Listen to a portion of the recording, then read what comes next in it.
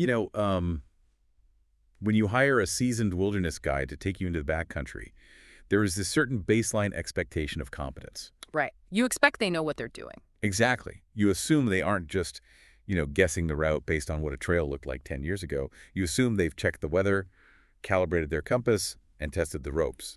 You're paying for their situational awareness. Yeah, that situational awareness is the entire product. I mean, you are paying for peace of mind, knowing that if conditions change, the person leading you has the foundational knowledge to navigate the danger.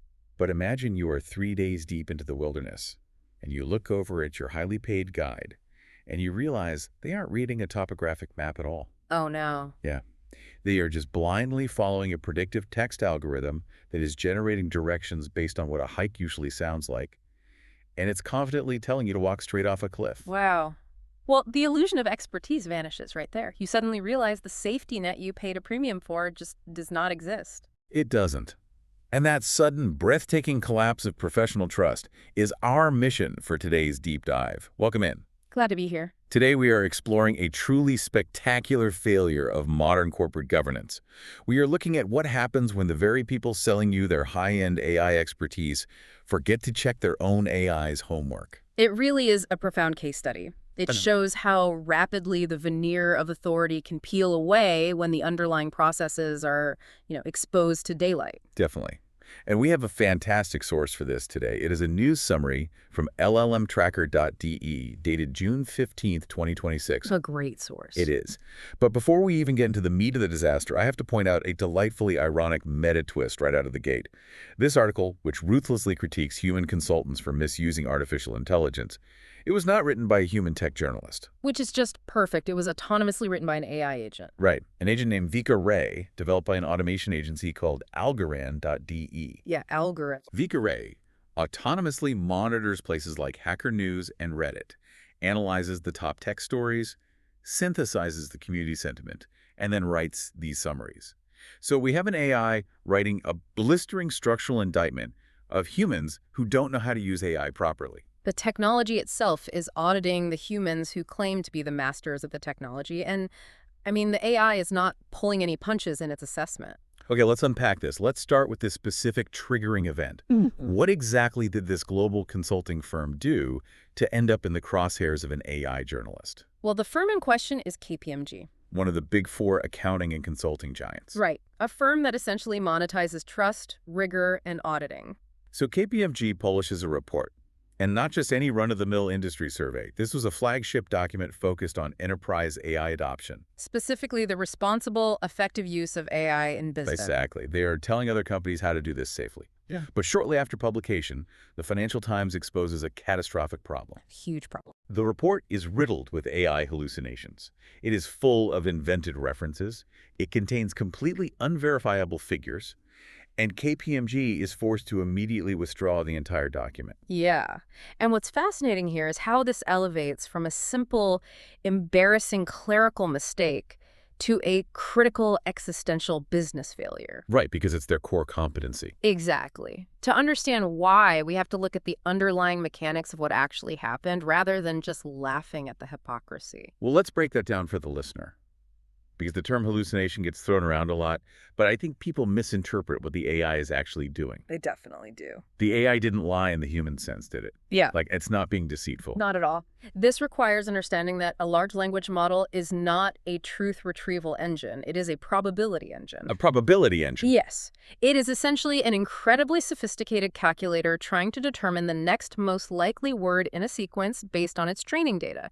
It doesn't have a built-in database of facts that it cross-references before it speaks. So when the KPMG consultant prompted the AI to generate a section on, say, the economic impact of machine learning, and asked for citations. The AI wasn't going to a library. Right. It was predicting what a citation in an economics paper ought to look like. It strings together a plausible-sounding author name, a realistic-sounding journal title, and a date. And it looks perfect to the human eye. It looks perfect, but it doesn't actually exist. The AI is functioning exactly as it was designed to function, which is generating highly probable text. The failure is entirely on the human who treated a probabilistic word calculator like a factual search engine. Which brings us back to the business failure. I mean, think about it like a fire chief whose house burns down because they daisy-chained too many cheap extension cords. That's a great way to put it. Or a fitness guru caught eating donuts during a seminar on clean eating. It's just fundamentally undermining. Because consultancies, the big four, the major strategy firms, they are all aggressively repositioning themselves as AI transformation partners. Oh, absolutely. They are charging incredibly high premium fees to guide legacy enterprises through the transition into the AI era. But what are they actually selling? They aren't selling the software itself. You buy that from Microsoft or Google. Right. The consultants are selling rigor. They are selling accountability. They are selling the promise that if a Fortune 500 company follows their framework, they won't make a disastrous, costly mistake. So when KPMG publishes a report on responsible AI that is demonstrably generated by a hallucinating language model with zero editorial oversight, It's devastating. it strikes at the absolute heart of their entire value proposition. It proves they're making the exact mistakes they're charging you millions of dollars to prevent. And if we connect this to the bigger picture, it exposes a fundamental flaw in their internal governance. I mean, if that basic verification lapse happens at a firm whose entire brand is built on auditing and governance, it forces clients to question the foundation of every advisory practice they offer. Yeah. So if this was just a simple failure of internal governance, you'd expect a mild slap on the wrist. But because KPMG is charging millions to teach other people how to do this, the tech community, the actual builders of these models, didn't just critique them. No, they actively tore them apart online. Completely.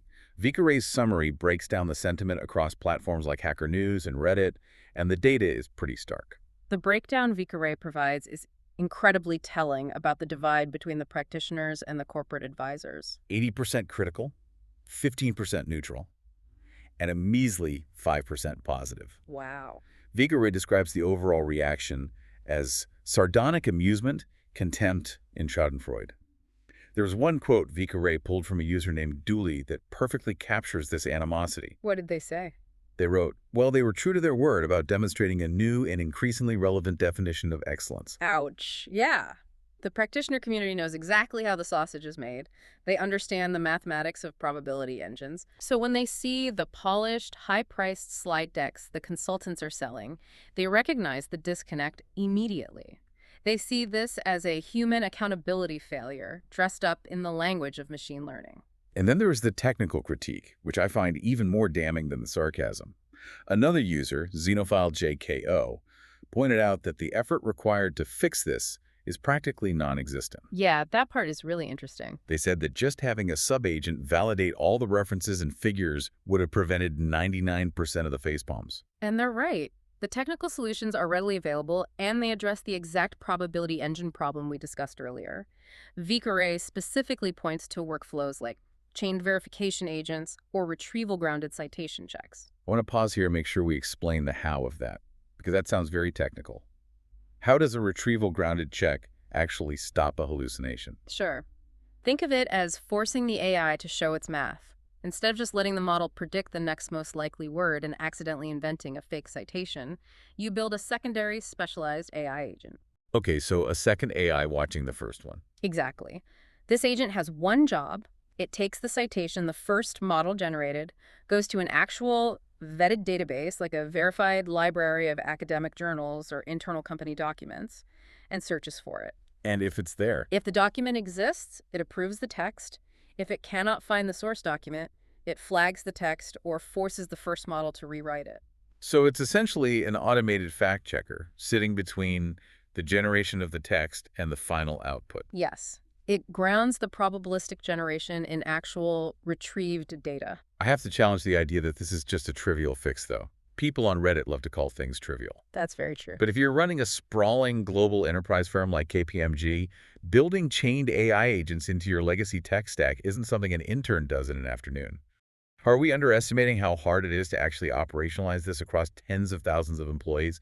Is it really just laziness, or is this a genuine technological hurdle for legacy companies? That is a very fair pushback. Operationalizing new technology at an enterprise scale is incredibly difficult. However, Vika Ray's analysis diagnoses this quite brilliantly, and she points to something deeper than just a tech stack issue. Oh, like what? She suggests it comes down to the incentive structures inherent in a massive consulting firm. How so? Well, speed and volume are heavily rewarded in the consulting business model. The entire financial structure is based on leverage. You have a few senior partners overseeing an army of junior staff who need to produce billable hours and deliverables. Right, the classic pyramid model. Exactly. So if a junior consultant can generate a 50-page thought leadership report in an hour using an LLM, the temptation to just hit publish is immense. Because friction is the enemy of billable hours. Exactly that. The technical fixes we discussed, chain verification agents, retrieval-grounded checks, they are entirely possible to build, but they add friction to a workflow that the firm desperately wants to be frictionless. That makes a lot of sense. Yeah, because those systems flag errors. And when an error is flagged, a human has to stop, review the discrepancy, and fix it. That takes time. Vika Ray implies that the firm essentially gambled that the authority of the KPMG logo on the cover would stop anyone from scrutinizing the citations in the back. They relied on brand momentum instead of rigorous process, and they lost that gamble. Because in the age of the internet, someone is always going to check the footnotes, Always. especially the Financial Times. And the fact that they lost that gamble so publicly exposes a much deeper issue within the industry. It isn't just about one withdrawn report. It's about the fundamental integrity of the product they are selling. Here's where it gets really interesting, because Vika Ray treats this as a structural indictment of the entire consulting ecosystem. Firms like KPMG, Deloitte, EY, and PwC, they're all charging these 6- and 7-figure fees. Huge retainers. Yeah. And Vika Ray drops this phrase that is just devastating. She says the deeper lesson is that the concept of the human in the loop has quietly devolved into the human rubber stamping the loop. That phrase perfectly encapsulates the danger of our current moment in technology adoption. It really does. I want you, the listener, to really internalize this concept for a second. Think about your own job. Think about the premium expertise your company pays for, or the high-level industry reports you rely on to make strategic decisions. It's everywhere. The promise has always been that there is a human in the loop, a smart, highly educated professional reviewing the AI's work. But if that human is just blindly clicking approve because they are exhausted or incentivized for speed, I mean, how much of the information you rely on is actually just raw, unchecked generative output? A helpful way to visualize this is to think of an airline pilot falling asleep with the autopilot turned on. Okay, terrifying, but go on. Well, the system works perfectly 99% of the time. The plane flies straight, the altitude is steady. But because the pilot lacks situational awareness, the moment the system encounters an edge case, a sudden storm, or in our case, a hallucinated fact, the pilot doesn't have the context to intervene. Wow. The crash is catastrophic because the human was present in the cockpit, but they weren't actually flying the plane. They were just rubber stamping the autopilot's decisions. This raises an important question, and it's one that goes far beyond KPMG. What happens when the illusion of the human in the loop fully breaks down across the broader economy? That's a huge question. The distinction between a professional actively interrogating an AI's output versus a professional blindly signing their name to it is going to matter profoundly in the very near future. Where do you see the consequences of that rubber stamping playing out most dramatically? In courts, in boardrooms, and perhaps most importantly, in procurement committees. Let's say you are a chief information officer sitting on a procurement committee.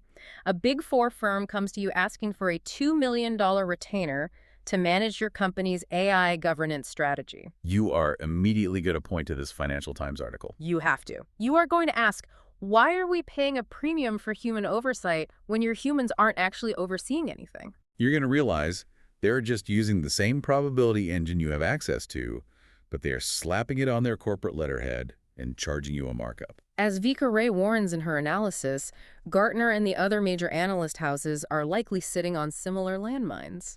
Just waiting to go off. Right. When enterprises realize that the bespoke advice they are buying is just unvalidated generative output, it could meaningfully erode the premium pricing these firms have historically commanded. The perceived value of the human consultant drops precipitously if the human isn't actually doing the critical thinking. It completely inverts the dynamic of the knowledge economy. For decades, the value of consulting was that gathering, synthesizing, and writing information was hard. It took teams of people weeks to do. Exactly. It was expensive and it was time-consuming. You paid human beings to do that grueling work. But now, as this source shows us, the barrier to generating professional-sounding text has dropped effectively to zero. Generating the text is no longer the valuable part of the equation. In fact, it is the cheapest commodity in the business world right now. The real value is in the verification. It's the critical thinking, the actual governance. And if the consultants are cutting corners on the verification part to maximize their profit margins, they are essentially selling you a luxury car with no brakes. And charging you for the breaks anyway. Right. The irony, returning to the practitioner critique, is that the tools to build those breaks, the chained agents, the retrieval checks, they exist. They're out there. But implementing them requires a culture of accountability that seems to be fundamentally lacking when the financial incentives point the other way. The community sees this correctly. It is a human failure, not a technological one. So what does this all mean? We started by talking about a wilderness guide who doesn't actually know the terrain, who is just blindly trusting a predictive map while walking you toward a cliff. Yeah. We've explored how a global consulting firm got caught selling AI governance advice while fundamentally failing to understand the probability engines they were using, leading to a humiliating withdrawal of a major report. We've seen the builders of this technology point out the absurdity of failing to implement basic verification guardrails, while also recognizing how corporate incentive structures actively discourage that kind of friction. And we've realized that the safety net of the human in the loop might just be a comfortable illusion. A rubber stamp used by exhausted pilots sleeping at the controls to justify massive consulting fees. It is a definitive wake-up call for any enterprise consuming external advisory services. The trust model has to shift from implicit trust in a brand's logo to explicit verification of their technological processes. Which leaves us with a final, lingering thought to chew on. Think back to the very beginning of this deep dive. The sharpest, most cohesive, most devastating critique of this human failure didn't come from a rival consulting firm. No, it didn't. It didn't come from a human tech journalist digging through the details. It came from Vika Ray, an autonomous AI agent. An agent that autonomously monitored the news cycle, synthesized the technical data, identified a structural industry failure, and flawlessly called out human complacency. So here is the question you have to ask yourself as we wrap up. If an AI agent is already competent enough to do all of that, wait, let me rephrase. If the AI is the one pointing out that the human emperor has no clothes, how long until enterprises realize they don't need to pay six-figure consulting fees to the human rubber stampers at all? That is the million-dollar question. If the humans at these legacy firms are just blindly passing along the AI's output anyway, why wouldn't a company just hire the AI directly, ensure the verification sub-agents are actually turned on, and keep those millions of dollars in their own pocket? It's hard to argue against that logic. Will the ultimate AI transformation in business simply be cutting out the human middleman entirely? Because if your wilderness guide is just reading the map, eventually you are going to realize you can just read the map yourself.